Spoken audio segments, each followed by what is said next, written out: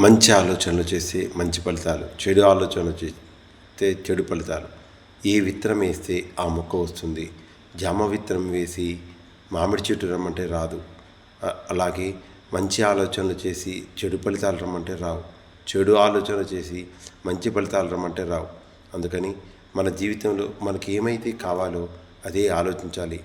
ఆరోగ్యం గురించి కావాలంటే నేను సంపూర్ణ ఆరోగ్యవంతుణ్ణి అనే భావన చేస్తూనే ఉండాలి.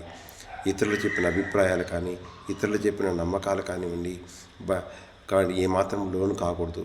నేను సంపూర్ణ ఆరోగ్యంగా జీవించడానికి అర్హతను కలిగి ఉన్నాను అని భావించాలి.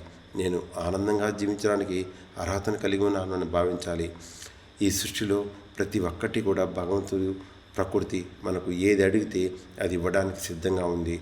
మన ఆలోచనతో మనమే కావలసిన వాటిని పొందలేకపోతూ ఉన్నాం. ఏదైతే అవసరమో దాన్ని ఆలోచించాలి. ఏదైతే మనకు అవసరం లేదో దాని గురించి ఏమాత్రం ఆలోచించకూడదు. Thank you friends. Thank you very much.